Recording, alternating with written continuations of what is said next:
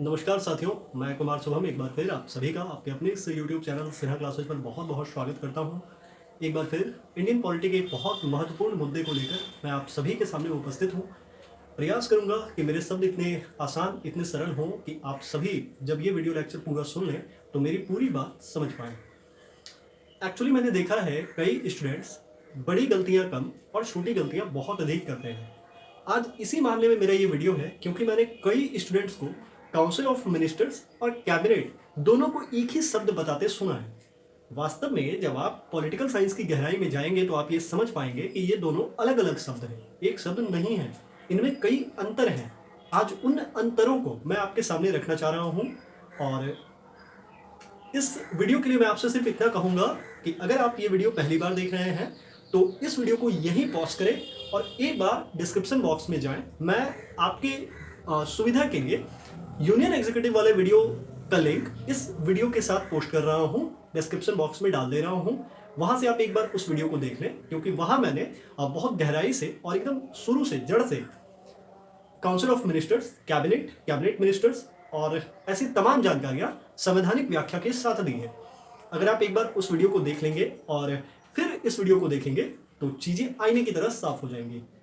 ऐसा इसलिए क्योंकि वास्तव में मैं चाहता हूं कि आप सही चीजें सीखें और आपके पास सही ज्ञान हो और आप सीखें। ये मेरा सबसे पहला उद्देश्य है इस चैनल को बनाने का।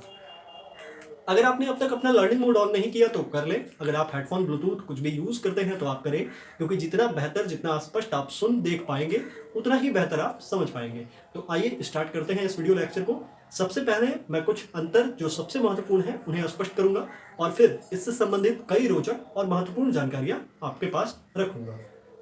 स्टार्ट करते हैं। तो अंतर को स्पष्ट करने का सबसे पुराना और सबसे बेहतरीन तरीका जो है वही इस्तेमाल करते हैं। दो कॉलम बना लेते हैं, एक तरफ मंत्री परिषद लिखते हैं और एक तरफ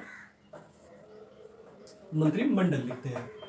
अब जरा ध्यान से समझते जाइएगा।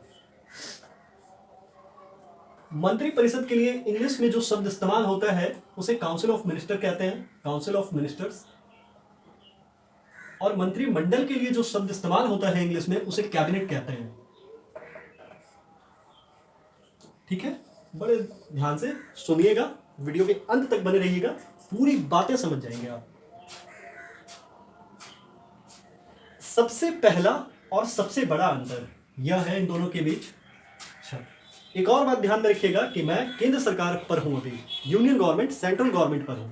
यानी अगर यहां पर मंत्री परिषद को बोले तो सेंट्रल काउंसिल ऑफ मिनिस्टर भी कहना उचित होगा। तो सबसे पहला अंतर यह है इन दोनों के बीच कि मंत्री परिषद एक बड़ी निकाय है, एक बड़ी बॉडी है जिसमें कुल सदस्यों की संख्या लगभग 60 से 70 हो सकती है।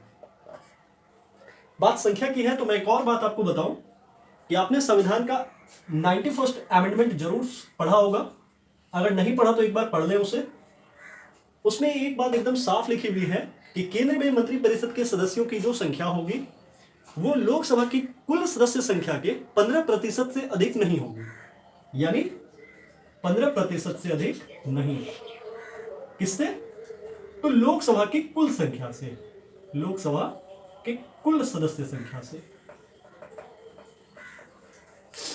ठीक है, तो इस मामले में भी ये एक, जब आप मैथमेटिक्स करेंगे तो एक बड़ा नंबर निकलेगा और वो इसके मंत्रियों की या सदस्यों की संख्या होगी। इस मामले में मंत्रिमंडल जो है वो एक छोटी निकाय है जिसमें सदस्यों की संख्या 15 से 20 हो सकती है।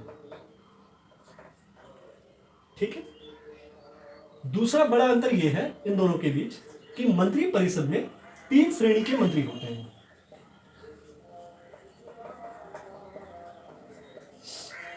एक तो है कैबिनेट मंत्री, जरा ध्यान से देखिए, कैबिनेट मंत्री।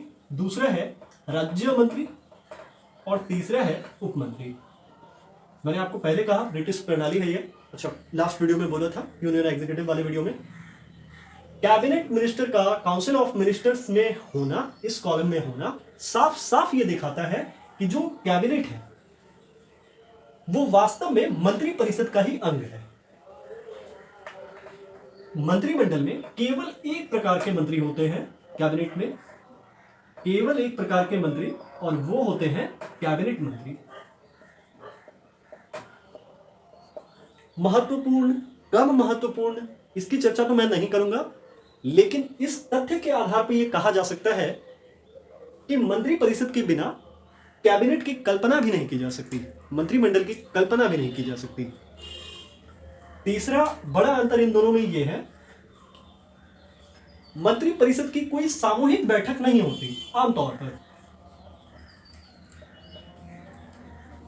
किसी भी सरकारी कार्य को अगर हम लोग ले लें तो मंत्रिपरिषद की कोई सामूहिक बैठक नहीं होती। वहीं दूसरी ओर कैबिनेट की सामूहिक बैठकें होती हैं और हफ्ते में लगभग एक बार, कम से कम एक बार हो ही जाती है।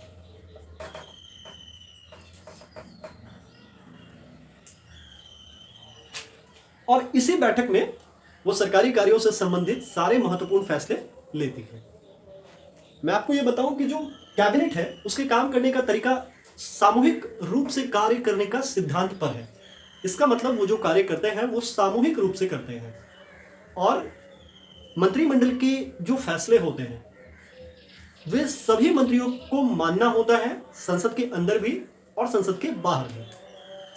अगर कोई भी मंत्री जो इस मामले में मंत्रिमंडल के फैसले को ना माने तो अंततः उसे रिजाइन देना होता है, त्यागपत्र देना होता है। ऐसी घटना कई बार हो चुकी है, एक का जिक्र करूंगा, वीडियो के अंत में बने रहें। इस तथ्य के आधार पर यह भी कहा जा सकता है कि मंत्रिमंडल बहुत ज्यादा पावरफुल है, लेकिन फिर भी आगे बढ़ते हैं। चौथा बड़ा अंतर यह है इन दोनों में,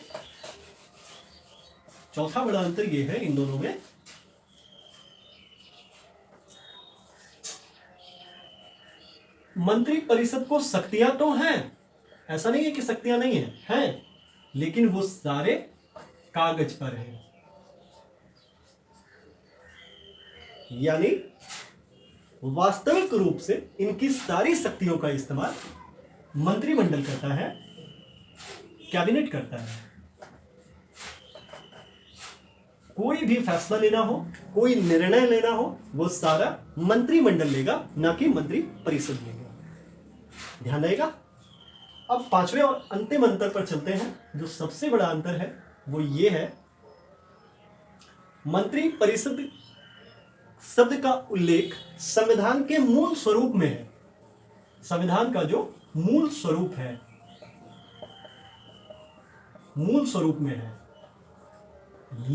और कहां है, अगर कोई पूछे कि कहां है तो आप उसे एकदम तुरंत बताइए कि अनुच्छेद 74 और अनुच्छेद 75 में।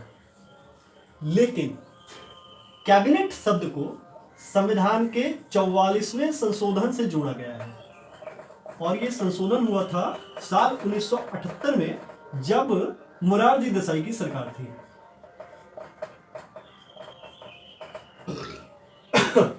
अगर कोई नोट डाउन करना चाहता है तो वो कर सकता है, मैं 10 सेकंड के लिए बोर्ड छोड़ रहा हूं।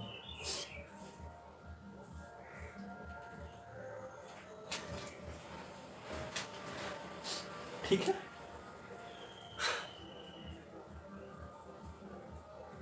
तो ये सारे अंतर थे इन दोनों के बीच। अब जो मैं कुछ महत्वपूर्ण और रोचक बातें कहना चाह रहा था आपसे, अब वो कर लेता हूं, फिर इस वीडियो लेक्चर को यहीं समाप्त करेंगे। बड़ी रोचक बात है कि मंत्रिमंडल निसंदेह बहुत ज्यादा पावरफुल है और सरकार का सबसे निर्णायक और नीति निर्धारक अंग है, इसमें कोई शक नहीं, कोई दो राय नहीं। लेकिन इतने बड़े संविधान में मंत्रिमंडल की चर्चा या इस शब्द की व्याख्या केवल एक बार की गई है, वो भी बहुत छोटी सी व्याख्या, और वो किया गया है संविधान के अनुच्छेद आर्टिकल 352 में।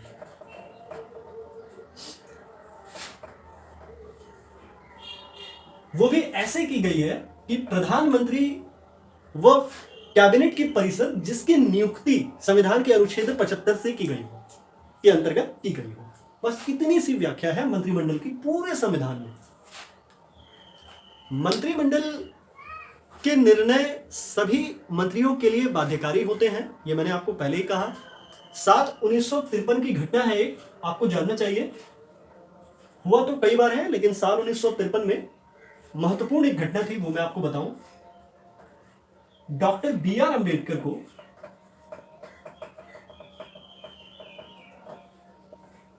ऐसे ही कारणों से इस्तीफा देना पड़ा था जब हिंदू कोड बिल पर उन्होंने कैबिनेट के फैसले को अपना समर्थन नहीं दिया था तब। क्योंकि मैंने आपको कहा कि कैबिनेट के जो फैसले होते हैं वो सभी मंत्रियों पर बाध्यकारी होते हैं, संसद के अंदर और संसद के बाहर भी उन्हें वो मानना होता है। मंत्रिमंडल इतना पावरफुल है कि उसके द्वारा लिए गए फैसले को राष्ट्रपति को भी स्वीकारना होता है। अगर राष्ट्रपति मंत्रिमंडल की सलाह पर कार्य न करे तो ऐसा समझा जाता है कि राष्ट्रपति ने संविधान का उल्लंघन किया है और फिर उस पर महाभियोग लाया जा सकता है। यूनाइटेड किंगडम के एक फॉर्मर मेंबर ऑफ पार्लियामेंट थे सर जॉन मैरियट। उन्होंने तो यहां तक कहा है कैबिनेट को लेकर कि the cabinet is the pivot around which the whole political machinery revolves. यानी कैबिनेट वह धुरी है जिसके चारों ओर सारी राजनीतिक मशीनरी घूमती है। तो अब आप आइडिया लगा सकते हैं, आप ये सोच सकते हैं कि कैबिनेट कितनी पावरफुल है। लेकिन ये बात भी उतना ही सच है कि मंत्रिपरिषद काउंसिल ऑफ मिनिस्टर्स के बिना कैबिनेट की कल्पना करना भी मूर्खता है। क्योंकि अगर हम लोग गहराई से सोचें और देखें तो हम ये पाएंगे कि कैबिनेट जो है वो काउंसिल ऑफ मिनिस्टर्स का ही एक अंग है। उम्मीद करता हूं आज इस वीडियो को देखने के बाद आप कभी ऐसा सोचेंगे भी नहीं कि मंत्रिपरिषद और कैबिनेट दोनों एक ही शब्द है। इसके महत्व और इसके बीच के अंतर को आप समझ पाए होंगे। सिन्हा क्लासेस के एक अगले सेगमेंट में आपसे फिर मुलाकात होगी। स्वस्थ रहें, सुरक्षित रहें। जय हिंद।